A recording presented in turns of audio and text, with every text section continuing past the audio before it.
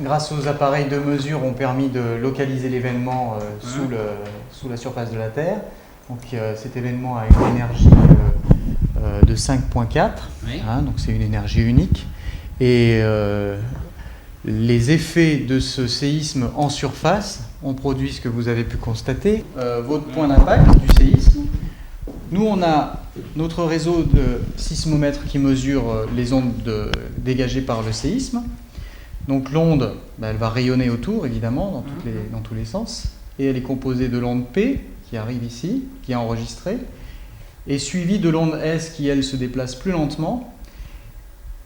Donc plus je suis éloigné, plus je vais avoir de distance entre l'arrivée de ces deux ondes. Donc je vais pouvoir déterminer une distance par rapport à mon point de sismomètre. Donc je fais un premier rayon autour de ce sismomètre, j'en fais un deuxième ici, voilà, et etc. Et quand j'en ai au moins 3, je peux localiser mon événement. Alors, c'est pas un point, c'est une faille, donc c'est une zone avec une certaine distance de faille, enfin une grandeur de faille. Le séisme, il a une énergie. Il fait 5,4 sur l'échelle de Richter.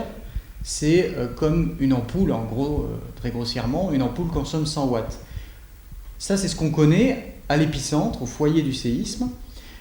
Rapporté en surface, ces effets vont être différents en fonction des zones. Et là, on change d'échelle.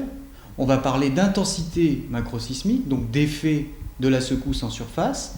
Et là, c'est une échelle de 1 à 12, donc non plus logarithmique, comme elle était en dessous, mais c'est vraiment l'éclairement de cette ampoule en fonction de la distance par rapport à l'épicentre. Plus vous êtes éloigné de l'épicentre, plus vous allez avoir une intensité faible. Voilà. Donc c'est vraiment deux échelles différentes. C'est ça qu'il faut bien comprendre.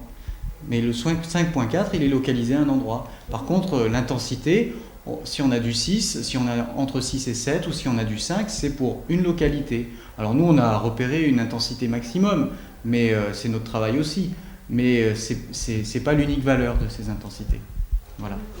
On a disposé des stations donc, autour de la zone épicentrale, donc des sismomètres, qui vont réagir à chaque vibration du sol. Et c'est ces vibrations-là qu'on va enregistrer donc, de manière numérique sur des mémoires, sur des disques durs. À la suite du choc principal qui s'est produit le 22 février, l'ORENAS a enregistré et fait une première localisation préliminaire de ces répliques. Et nous, on a voulu pouvoir avoir une position plus précise de ces événements pour essayer de mieux comprendre, par exemple, à quelle profondeur le séisme a pu se produire et espérer peut-être aussi avoir des indices sur la surface qui s'est brisée lors du choc principal. Et puis voir comment se déroule au cours du temps la petite séquence.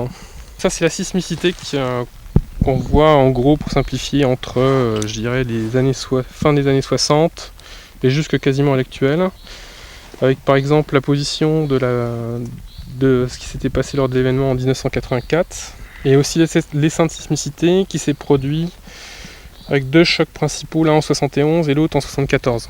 Alors là, ici, vous voyez le premier train d'onde, c'est l'onde qu'on appelle l'onde P, qui est un peu comparable à une onde acoustique.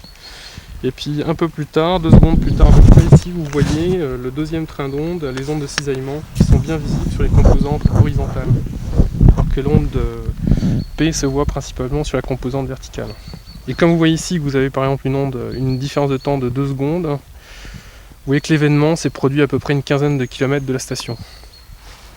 On est en train de fabriquer la carte d'intensité macrosismique pour le séisme actuel. On va pouvoir la comparer, si vous voulez, à la carte des dégâts qui ont été enregistrés en 1682, qui ont été relatés en 1682. Les dégâts étaient un peu plus importants, mais bon, on va pouvoir justement commencer à discuter, à pouvoir comparer ces choses-là. C'est donc l'intérêt d'une étude actuelle sur un séisme actuel dans cette région.